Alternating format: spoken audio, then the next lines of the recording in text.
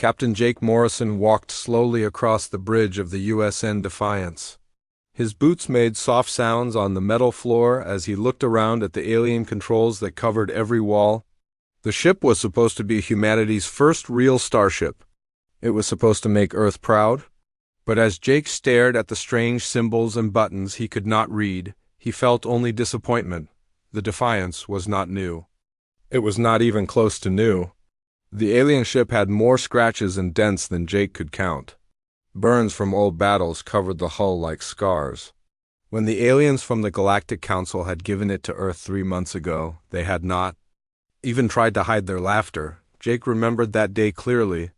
Admiral Lisa Hayes had stood beside him on the platform as the alien delegation presented their gift.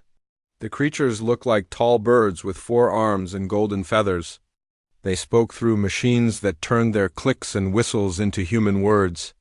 "This vessel will serve your species well," the lead alien had said.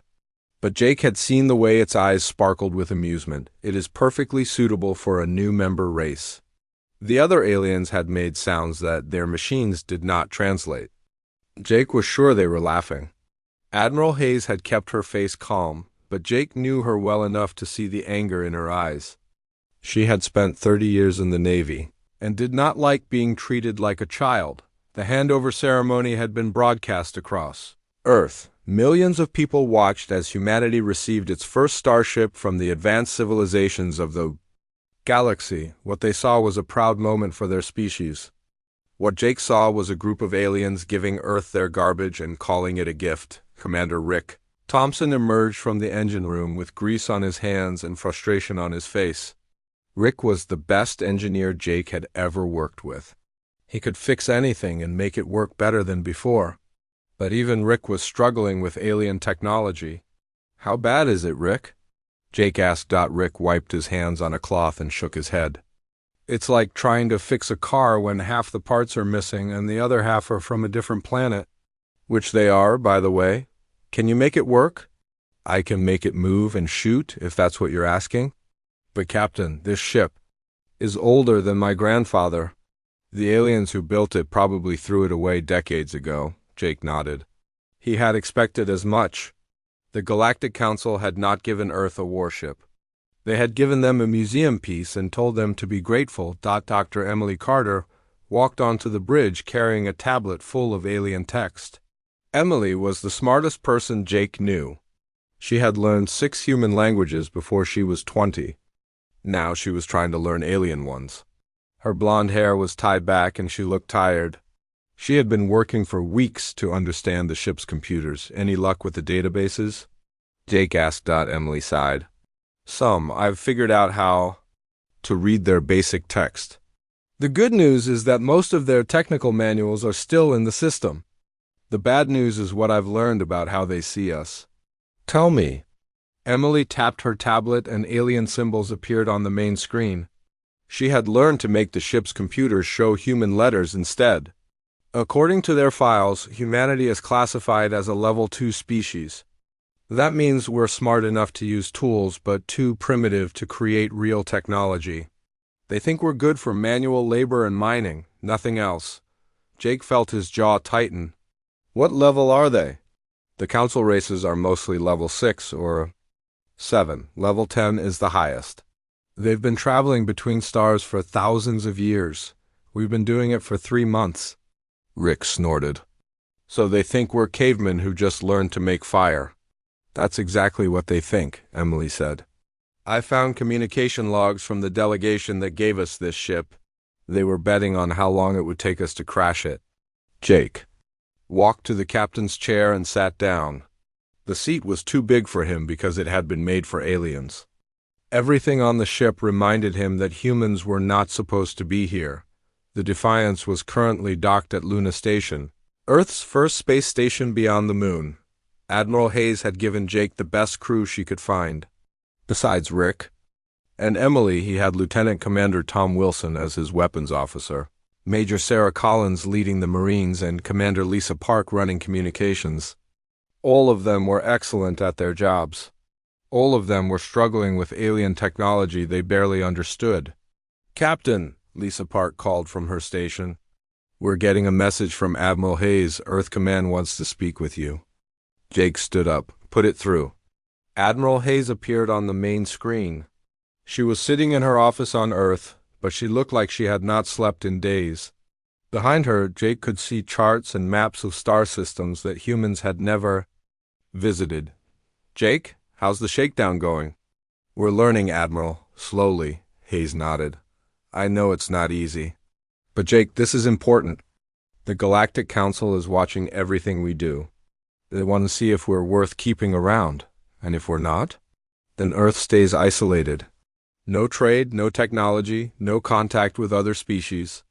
We stay trapped in our own solar system, while the rest of the galaxy moves on without us. Jake understood?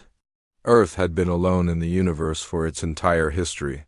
3 months ago, they learned that thousands of intelligent species lived among the stars. The galaxy was full of trade routes, alliances, wars, and wonders that humans could barely imagine. The Galactic Council controlled most of it. When the Council found Earth, they offered humanity a choice: join as a junior member with limited rights or be left alone forever. There was no third option. Earth's leaders had chosen to join, but the price was proving that humans deserved to be part of galactic civilization. We won't let you down, Admiral, Jake said. I know you won't. But Jake, be careful. I've been reading the reports from our embassy on Nexus Prime. The other species see us as useful pets at best. Some of them think we're dangerous and should be contained. The transmission ended and Jake was left staring at a blank screen.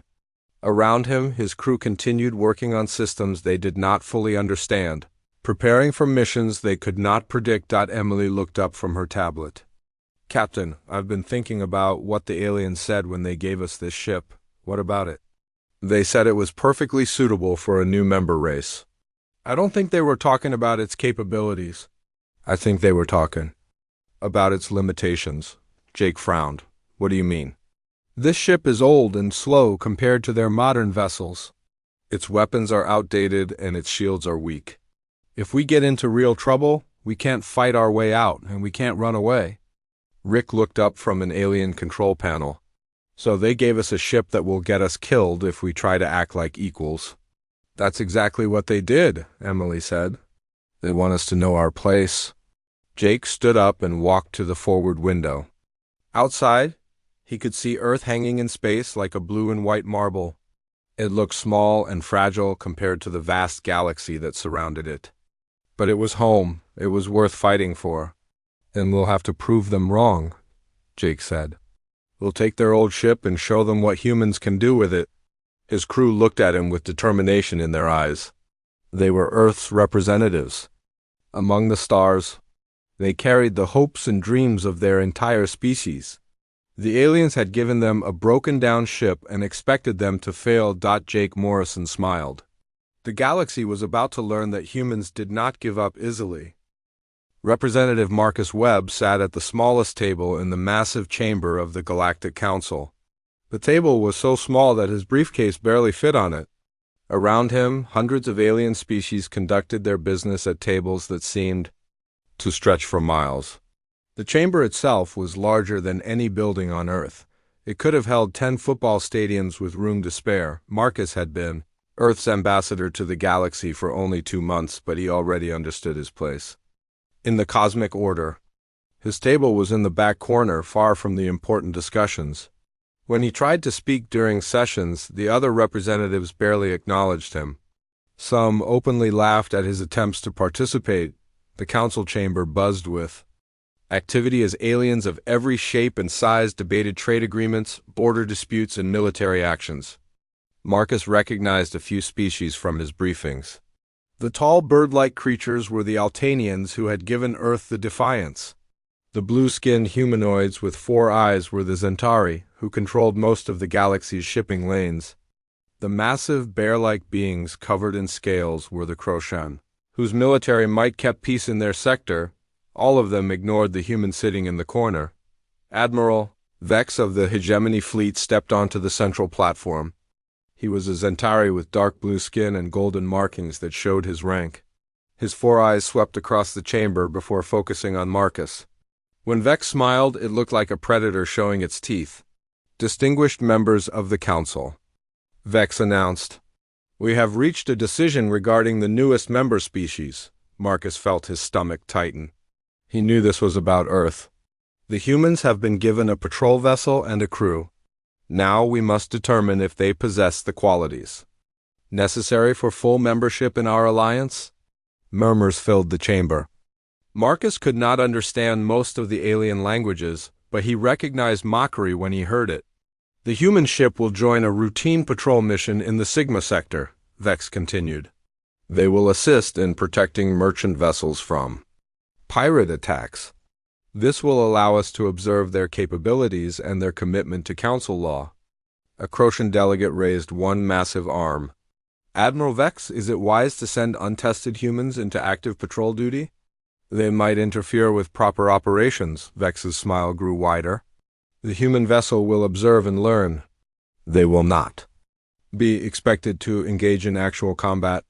Consider it an educational experience. More laughter rippled through the chamber. Marcus felt heat rise in his cheeks, but he kept his expression neutral. Getting angry would only confirm what the aliens already thought about humans. When does this patrol begin? Marcus asked, standing up from his tiny table. Vex looked down at him with amusement. The patrol departs tomorrow. Your Captain Morrison has already received his orders. I trust he will find the experience enlightening. The session continued with other business, but Marcus barely listened. He was thinking about Jake Morrison and the crew of the Defiance. They were good people doing their best with impossible circumstances. Now they were being sent on what sounded like a test designed for them to fail. Back on the Defiance, Captain Morrison read his new orders with growing concern. The patrol mission seemed straightforward on the surface. Join a group of council ships in the Sigma sector and help protect trade routes from pirate attacks. But the details made him suspicious. The patrol group consisted of 5 ships, all from different council species. The Defiance would be the 6th and smallest vessel. Morrison's ship was classified as a light patrol craft, while the others were full battle cruisers. If they encountered serious trouble, the Defiance would be more liability than asset. Commander Rick Thompson looked over Morrison's shoulder at the orders. Sigma sector? I've been reading about that place. It's been having pirate problems for months. 3 merchant convoys have been hit there in the past 2 weeks. What kind of pirates? Morrison asked. The smart kind, apparently. They hit fast and disappear before the council ships can respond. Our intelligence reports say they know exactly when and where to strike. Dr. Emily Carter joined them in the briefing room. She had been working around the clock to understand more alien databases. Her eyes were red from staring at screens full of alien text. I've been reading about the patrol commander, she said. Captain Zor of the Hegemony Cruiser Dominator. He's led dozens of successful missions and never lost a ship under his command. Sounds competent, Morrison said. He is. But I also found his personal log entries about this mission. He's not happy about having humans in his patrol group. He thinks we'll get in the way and possibly get his people killed. Morrison sighed. So we're joining a patrol led by someone who doesn't want us there, in a sector where smart pirates are attacking convoys with a ship that's older than most of the crew. That about sums it up, Rick said. Lieutenant Commander Tom Wilson entered the briefing room with a datapad full of weapons specifications. Tom had been Earth's best naval gunnery officer before joining the Defiance. He understood human weapons better than anyone alive, but alien technology still puzzled him. Captain, I've been analyzing our weapon systems, Tom said. The good news is that they work. The bad news is that they're designed for targets that don't shoot back very hard. Explain. Our main guns are meant for police work, not military. Action? They can disable small civilian ships or scare off minor threats, but if we face real warships, we're in trouble. Major Sarah Collins walked in carrying her own set of reports. Sarah led the Defiance's Marine Detachment, 20 of Earth's best soldiers. She had been a Special Forces commander before volunteering for the space program. I've been studying Council military tactics, she said. They fight like they've been Doing this for thousands of years, which they have. Very organized, very predictable, everything by the book. Is that good or bad for us? Morrison asked. Depends on the situation. If we stick to their playbook, we'll be fine as long as nothing unexpected happens. But if something goes wrong, their rigid tactics might not adapt fast enough. Morrison looked around the table at his senior officers. They were all trying to prepare for a mission they did not fully understand, using equipment they barely knew. How to operate alongside allies who did not want them there. All right, people. We leave in 6 hours to rendezvous with the patrol group. I want everyone to study the mission files and familiarize themselves with our new allies. Rick, keep working on those engine modifications. Tom, see if you can squeeze any more power out of our weapons. Sarah, drill your Marines on boarding procedures. Emily, keep digging through those databases. I want to know everything about the Sigma sector and the pirates operating there. As his officers filed out, Morrison remained in the briefing room, staring at the star charts. The Sigma sector was 3 days away at maximum speed. 3 days to figure out how to prove that humans belonged among the stars. Commander Lisa Park's voice came over the intercom. Captain, we're receiving a transmission from the patrol group commander. Put it through here. The wall screen activated, and Captain Zor appeared. He was a hegemony officer with the typical blue skin and 4 eyes. His uniform was covered with medals and insignia that Morrison could not read. When Zor looked at the camera, his expression showed barely concealed. Contempt, Captain Morrison, I am Zor, commander of this patrol group. You will follow my orders exactly and maintain position at the rear of our formation. Do not engage any targets without my direct permission. Do not deviate from assigned patrol routes. Do not interfere with proper military operations. Is this understood? Morrison kept his voice level. Understood, Captain Zor. The Defiance will follow your lead. See that you do. The lives of experienced crews depend on your compliance with orders. Zor out? The transmission ended and Morrison found himself staring at a blank screen. Around him, the ship hummed with activity as his crew prepared for their first real mission. They were heading into unknown dangers with untested equipment and unwelcome allies, but they were also representing every human who had ever looked up at the stars and wondered what was out there. The galaxy expected them to fail. The Council had given them an old ship and a dangerous mission, then sat back to watch the show. Morrison stood up and walked to the bridge. His crew was already at their stations, running final checks on systems that still felt alien to them all. In a few hours, they would jump to hyperspace and begin their journey to the Sigma sector. The test was beginning, and humanity's future depended on how well they performed. The patrol fleet moved through hyperspace like ghosts in the dark. Captain Morrison stood on the bridge of the Defiance, watching the swirling colors outside the viewports. 3 days of travel had brought them to the edge of the Sigma sector, where pirates hunted merchant ships like wolves hunting sheep. The fleet consisted of 6 ships total. Captain Zor commanded from the Dominator, a massive hegemony cruiser that could destroy a small moon. The other Council ships were equally impressive. The Altanian vessel Skyfire could move faster than anything Morrison had ever seen. The Crocian battleship Iron Fist carried enough weapons to level a city. The Zentari destroyer Quick Strike specialized in hunting small, fast targets. Then there was the Defiance, trailing behind like a lost puppy trying to keep up with hunting dogs. Commander Rick Thompson emerged from the engine room with a satisfied smile on his grease-covered face. For 3 days, he had been working on modifications to their aging systems. Rick had a gift for making broken things work better than they ever had before. How are we doing, Rick? Morrison asked. Better than yesterday, not as good as tomorrow, Rick replied. I've managed to boost our speed by 15% and our shield strength by 10. Nothing dramatic, but every little bit helps. Dr. Emily Carter looked up from her science station. She had been monitoring Council communications and studying pirate attack patterns. Her analysis had revealed disturbing trends that the other ships seemed to ignore. Captain, I've been tracking the pirate attacks over the past 6 months, Emily said. There's a pattern here that doesn't make sense for random raiders.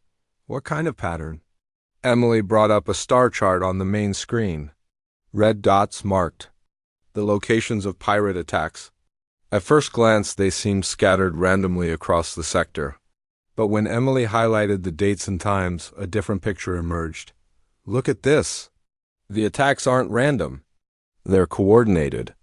Each strike happens exactly when Council patrol ships are furthest away. The pirates know our patrol schedules. Lieutenant Commander Tom Wilson studied the chart from his weapons station. That means they have intelligence sources, good ones. Or they have inside information, Emily added quietly. Morrison felt a chill run down his spine. If Emily was right, then this patrol mission was more dangerous than anyone had admitted. They were not just hunting random pirates. They were facing an organized enemy with access to Council military intelligence. The fleet dropped out of hyperspace at the edge of the Sigma sector. Morrison's first view of their patrol area showed a region filled with asteroid fields, nebula clouds, and busy shipping lanes. It was perfect hunting ground for pirates who knew how to use cover and concealment. Captain Zor's voice crackled over the communication system. All ships maintain standard patrol formation, sensors at maximum range. The human vessel will take rear guard position and observe proper Council procedures. Morrison bit back his first response. Being assigned to rear guard meant the Defiance would be last to engage any threats and first to be abandoned if things went badly. It was another reminder that the Council saw them as observers, not participants. The patrol began routinely enough. They checked shipping manifests, scanned cargo vessels for contraband, and provided escort services to nervous merchant captains. The work was boring but necessary. Trade was the lifeblood of galactic civilization, and pirates were a cancer that had to be cut out. On their second day in the sector, the patrol received a distress call.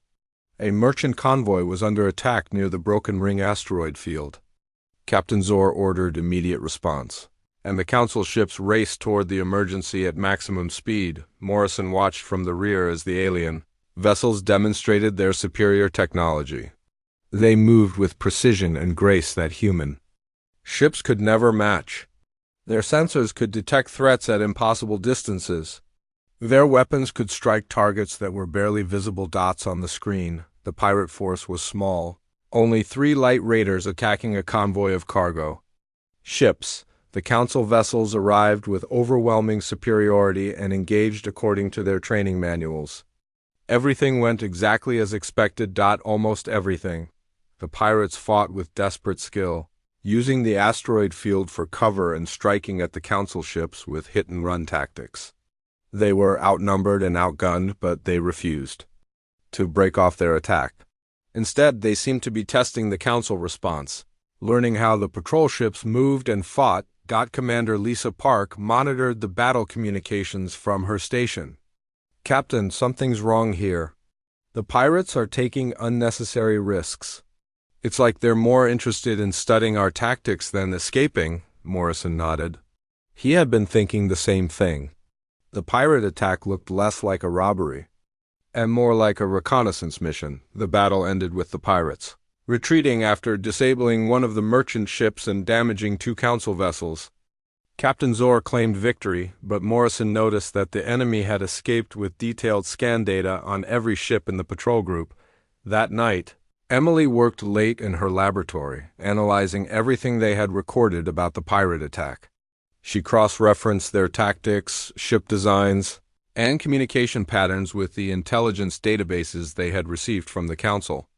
Captain, you need to see this, Emily called over the intercom. Morrison found her staring at a complex display of data streams and analysis charts. Her face was pale and her hands were shaking slightly. What did you find? The pirates weren't trying to steal cargo, Emily said. They were collecting intelligence. Look at these communication intercepts. They transmitted detailed scans of every Council ship back to someone before they retreated. Transmitted to who? I don't know. But Captain, I've been comparing their ship designs to Council databases. These weren't random pirates. Their vessels use military-grade technology that's only available to Council member species. Morrison felt his blood run cold. Are you saying these pirates are Council military? I'm saying they have access to Council military equipment and intelligence. Whether they're rogue military units or backed by a hostile government, they're not the simple raiders that Command briefed us about. The next morning brought another distress call. This time, the attack was larger and more coordinated. 6 pirate vessels had surrounded a luxury passenger liner near the edge of the patrol zone. Captain Zor ordered the fleet to respond immediately. As the Council ships raced toward the new battle, Morrison noticed that the Defiance was being left further behind. Their older engines could not match the speed of the modern vessels. By the time they arrived at the fight, it would probably be over. "Rick, can you give me more speed?" Morrison asked. "I'm already pushing the engines past their recommended limits," Rick replied. "If I push them any harder, we might blow out the power grid. Do it anyway. I have a feeling our allies are going to need all the help they can get." The Defiance surged forward as Rick coaxed every bit of power from their aging systems. They were still slower than the other ships, but they were closing the gap. When they arrived at the battle, Morrison saw that his instincts had been correct. The pirates had laid an ambush. While the Council ships focused on the 6 vessels attacking the passenger liner, more pirates emerged from hiding spots among nearby asteroids. The Altanian ship, Skyfire, took heavy damage to its engines and began falling behind the formation. The Crocian battleship Iron Fist found itself surrounded by fast-moving raiders that were too quick for its heavy weapons to target effectively. "Captain," Zor's angry voice filled the communications channel.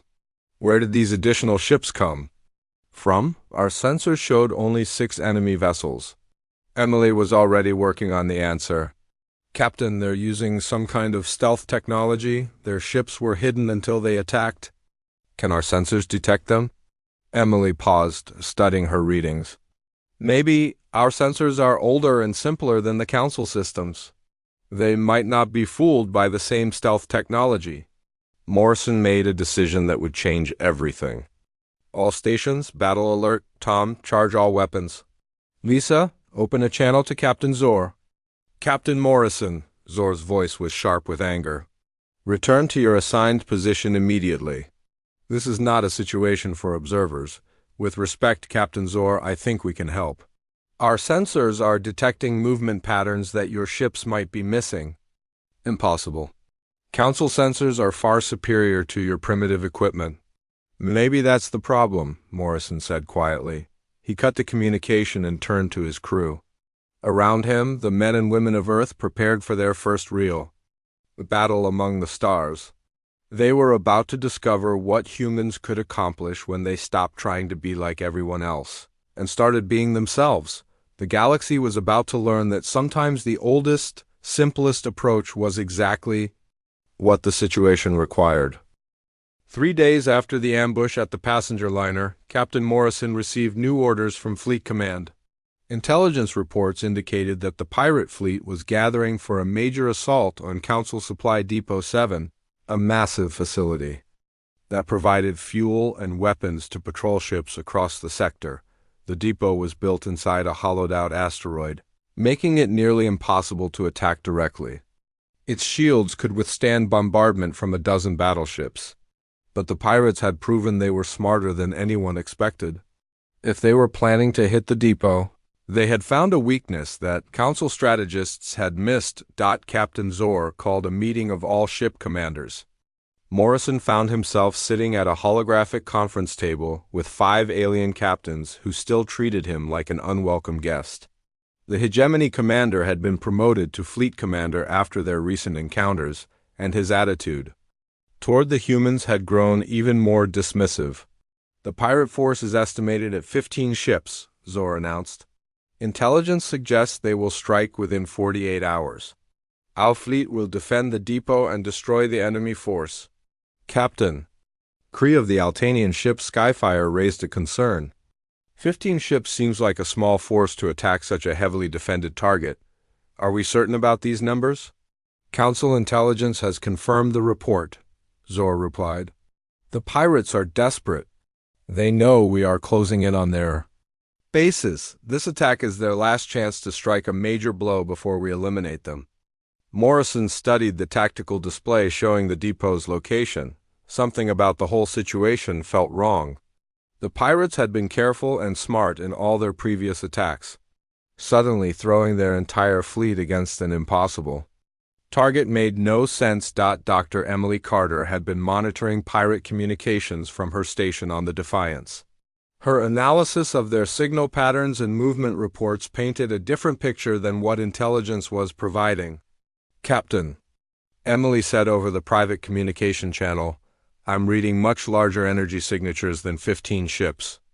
My estimates put the pirate force at least twice that size, possibly more." Morrison kept his expression neutral, but his mind was racing. If Emily was right, then the Council fleet was walking into a trap. The pirates had not grown desperate.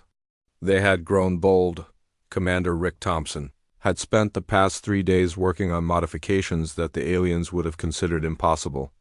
Using salvaged parts and human engineering principles, he had restored many of the Defiance's original weapon systems. The aliens had removed the ship's best equipment when they decommissioned it, but they had stored the parts instead of destroying them. "How much firepower have you given us back?" Morrison asked quietly. "About 60% of what this ship could do when it was new," Rick replied. "The aliens who built it didn't understand their own technology as well as they thought. I've found ways to make their systems work together that they never tried." Lieutenant Commander Tom Wilson had been studying the tactical situation with growing unease. His analysis of the depot's defenses showed that the facility was strong against direct assault but vulnerable to coordinated attacks from multiple directions. "Captain, if I were planning to attack this depot, I wouldn't use 15 ships," Tom said. "I'd use 50 or more, hitting from 6 different vectors simultaneously. The depot shields are powerful, but they can't cover every approach at once." Major Sarah Collins had been drilling her Marines for boarding actions, but now she was studying evacuation procedures.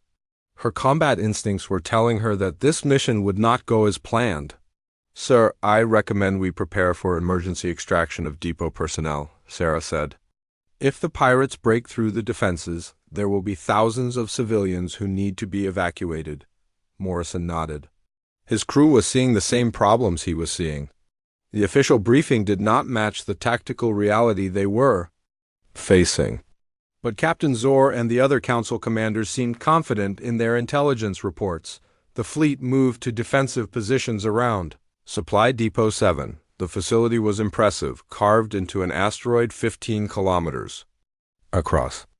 Docking bays large enough for battleships dotted its surface, and defensive weapons covered every approach.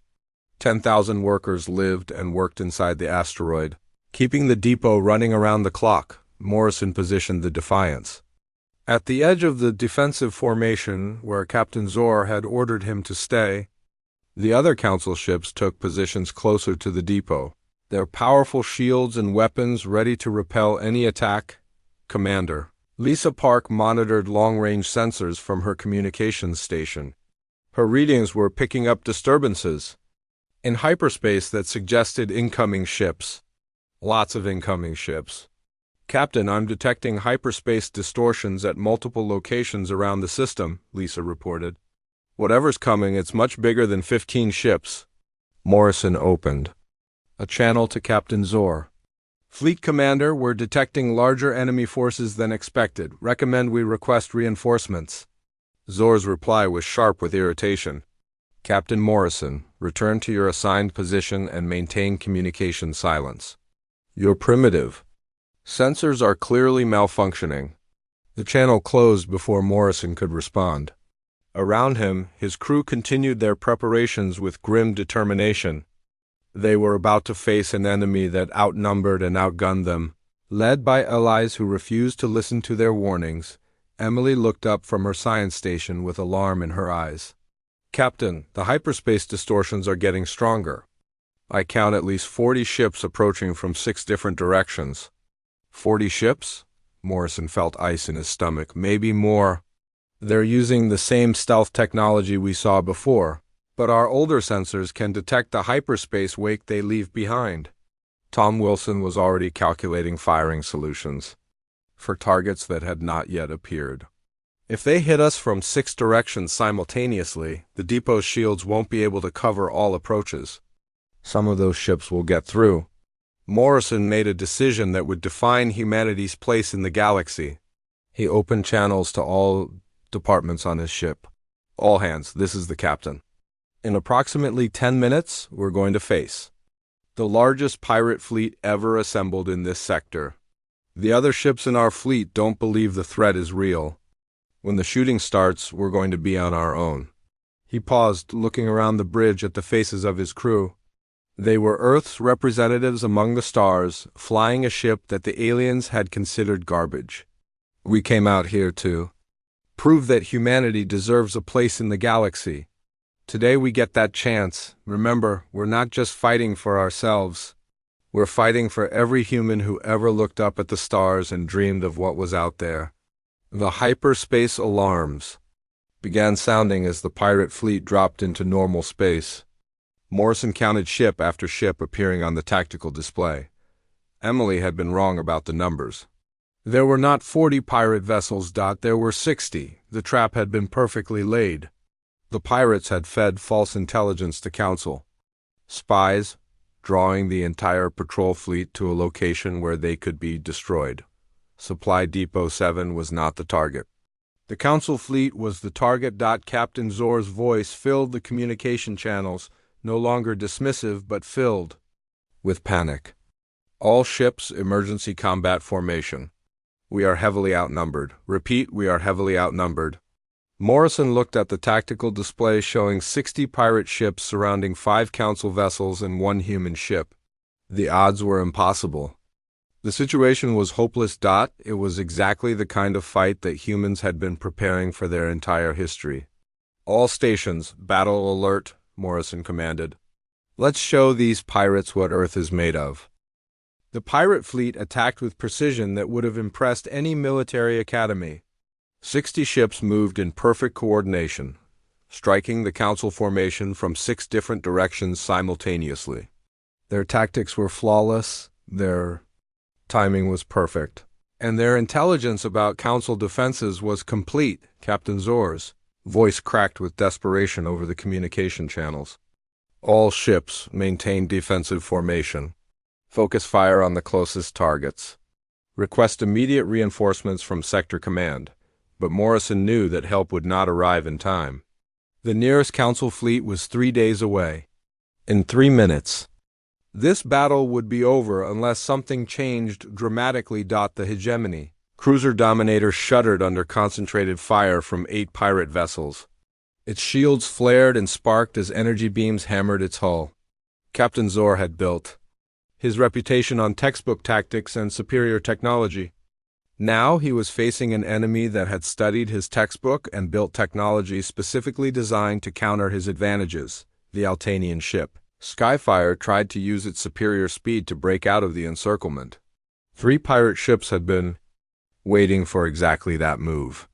They hit the Skyfire with coordinated strikes that crippled its engines and left it drifting helplessly. Morrison watched the battle unfold with growing anger. His allies were fighting bravely, but they were fighting predictably. Every move they made had been anticipated. Every tactic they used had been countered before they could deploy it. Tom, what's our weapons status? Morrison asked. All systems charged and ready, Captain. Rick's modifications are holding steady. Emily, what can you tell me about their attack pattern?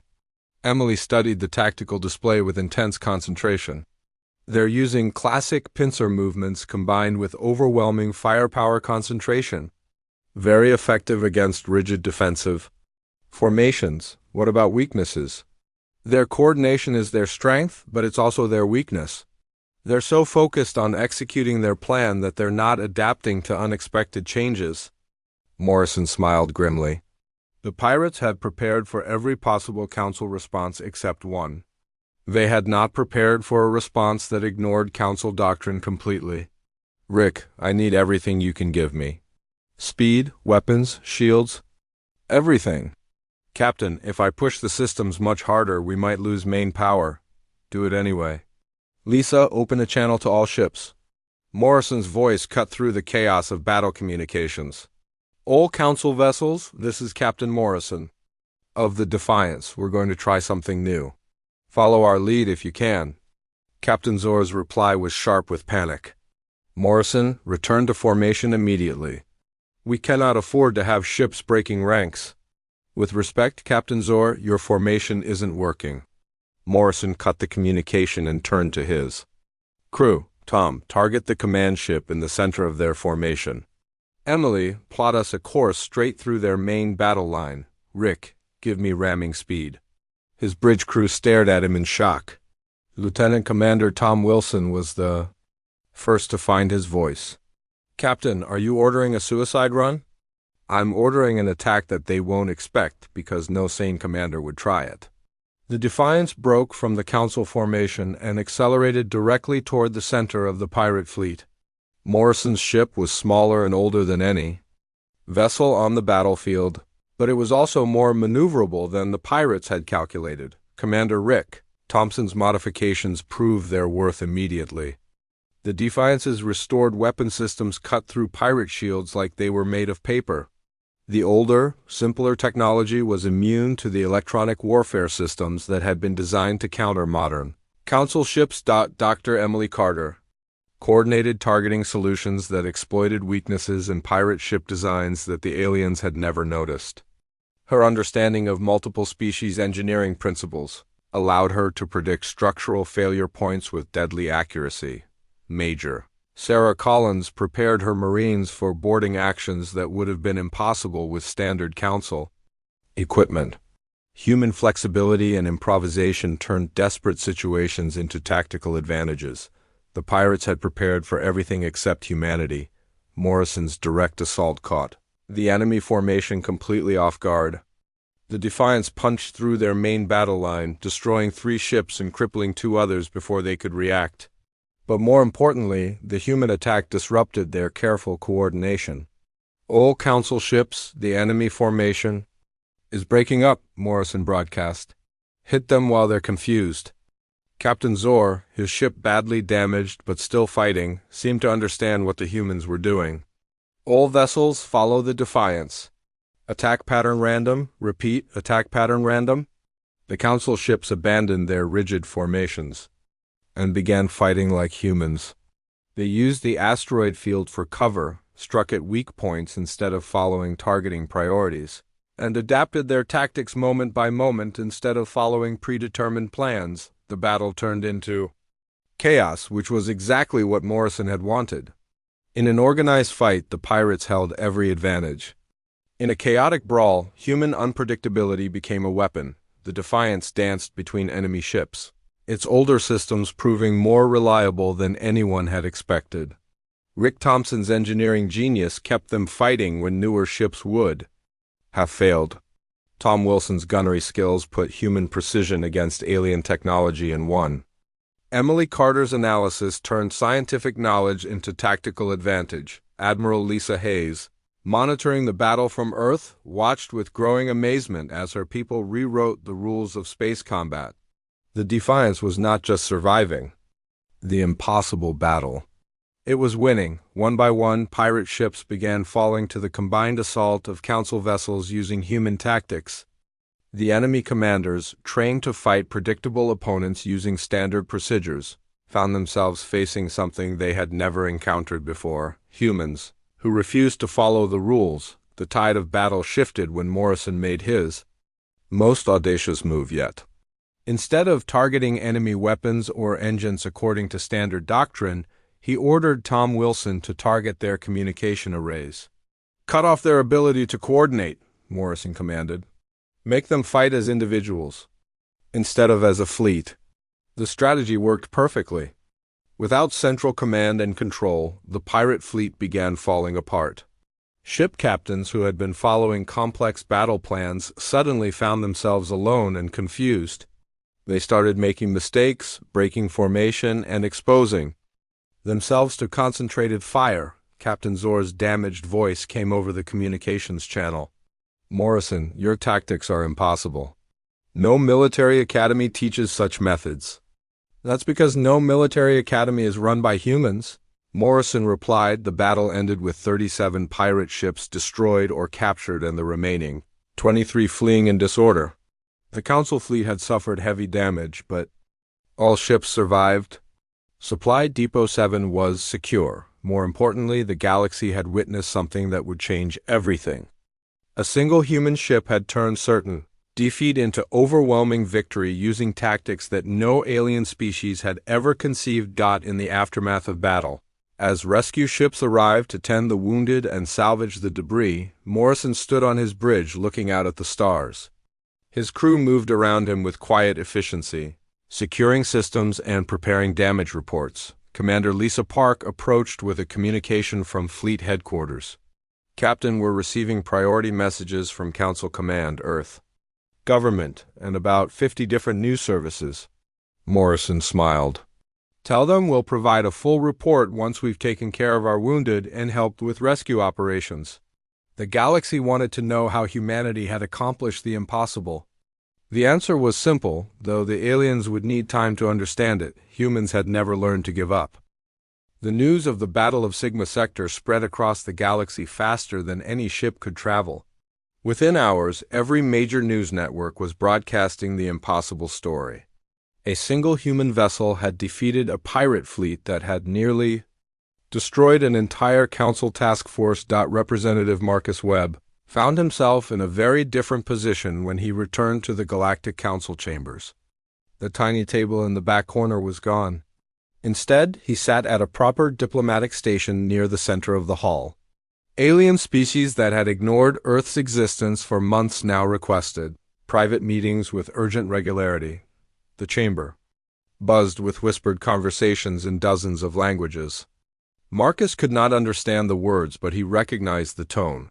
Fear, respect, and curiosity had replaced the mockery and dismissal he had grown accustomed to. The galaxy was reassessing everything it thought it knew about humanity. Admiral Vex of the Hegemony Fleet entered the chamber with an expression Marcus had never seen before. The Zentari commander, who had once smiled with predatory amusement, now looked like someone who had received disturbing news. His four eyes focused on Marcus with something approaching worry. Representative Webb, Vex announced to the full assembly. The Council requests a detailed briefing on human military capabilities and tactical doctrine. Marcus stood up, feeling the weight of hundreds of alien stares. Admiral Vex, I would be happy to provide such a briefing. However, I should point out that Captain Morrison and his crew acted independently, using their own judgment and training.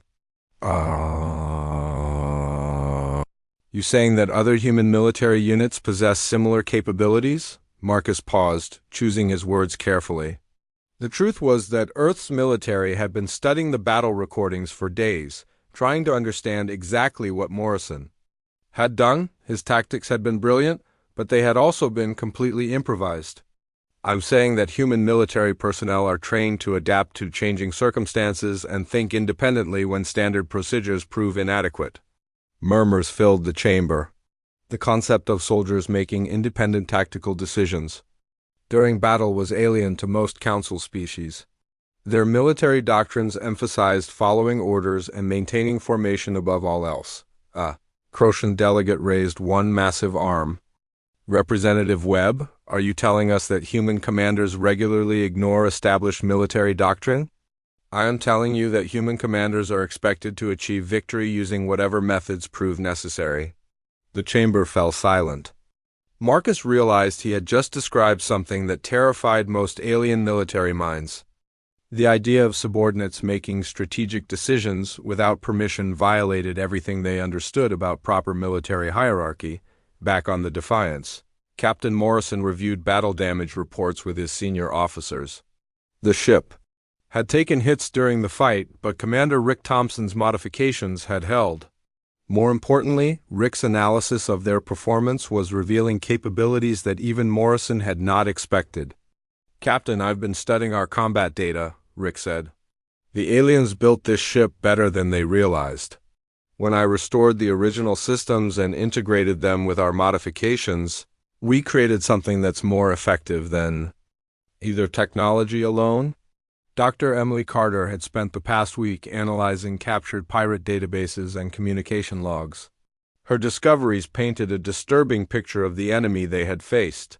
"Captain, the pirates weren't working alone," Emily reported. "They had backing from someone with access to Council military intelligence. Their ships used technology that's only available to member species. Any idea who was backing them?" "Not yet, but I found something interesting. The pirates' attack. Patterns in ship modifications show signs of human tactical thinking. Someone has been studying our military history and trying to apply human strategies using alien technology." Morrison felt a chill. The implications were serious.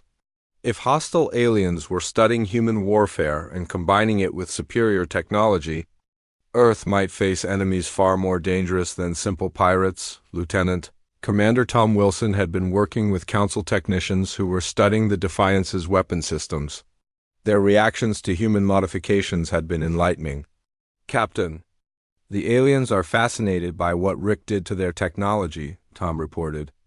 "They're asking permission to implement similar modifications on their own ships." "What did you tell them?" "That they'd need to talk to Earth Command about technology sharing agreements." "But Captain, I think we've opened a door that can't be closed." They're starting to understand that human approaches to their technology often produce better results. The real change became apparent when the Galactic Council formally requested human military advisors for 3 different member species. The Altanians wanted help improving their ship designs. The Zentari requested training in adaptive tactics. Even the proud Croshan admitted they needed to learn from human combat methods. Captain Morrison received new orders from Admiral Hayes that reflected Earth's changing status in galactic politics. The Defiance was no longer a probationary vessel, trying to prove human worthiness. It was now the flagship of Earth's growing space fleet. "Jake, I'm promoting you to Commodore," Admiral Hayes announced during their secure communication. "You'll be commanding a task force of 5 ships, all of them modified using techniques Rick developed." Morrison looked around the bridge where his crew continued their duties with quiet professionalism. These were the people who had proven that humanity belonged among the stars. They had taken the worst ship in the fleet and turned it into something that changed galactic history. "Admiral, what's our mission?" "The Council has formally requested human assistance in dealing with emerging threats across 3 sectors. It seems that word of our capabilities has spread to hostile powers outside Council space," Morrison understood. The galaxy was a dangerous place, and Earth had just announced that it was no longer defenseless. That invitation would bring both opportunities and challenges. Dr. Emily Carter approached with a datapad containing analysis reports. "Commodore, I've been studying communications intercepts from across the galaxy. 15 different species have requested information about human military technology. 8 others have issued formal protests about Earth's expanded role in Council affairs." "Protests?" "They're concerned about human unpredictability. They want the Council to establish strict limits on what Earth is allowed to do," Morrison smiled. The galaxy was learning what humans had always known. Change was inevitable, and those who could not adapt would be left behind. Commander Rick Thompson joined them with technical specifications for the new ships they would be commanding. "Commodore, the Council has given us access to their most advanced shipyards. They want us to build vessels that combine the best of human and alien technology. Any restrictions?" "Only one. They want human crews commanding the ships." "Apparently. Alien crews can't adapt to our tactical methods quickly enough." Major Sarah Collins had been training Council Marines in human combat techniques. Her reports indicated that the galaxy was hungry to learn from Earth's military experience. "Sir, I've been requested to establish training programs for 6 different species. They want to learn everything from small unit tactics to strategic planning." Morrison walked to the forward viewport and looked out at the stars. 3 months ago, humanity had been alone in the universe. 2 months ago, they had been considered primitive newcomers who might be useful for manual labor. Now the galaxy was asking Earth to help defend civilization itself. The Defiance prepared to depart for its new mission, leading a task force that would carry human influence to distant corners of the galaxy. The ship still bore the scorch marks and battle damage from its previous life. But now those scars were worn with pride instead of shame. As the task force entered hyperspace, Morrison reflected on the journey that had brought them to this point. The aliens had given humanity a broken-down ship and expected them to fail. Instead, Earth's children had taken that gift and used it to unlock their potential among the stars. The galaxy had mocked the starship they gave humanity. Now that same galaxy begged to learn the secrets of human success. The lesson was clear to anyone willing to learn it. Never underestimate the species that turns every challenge into an opportunity, every setback into a comeback, and every limitation into a new way to excel. The humans had arrived among the stars, and the universe would never be the same.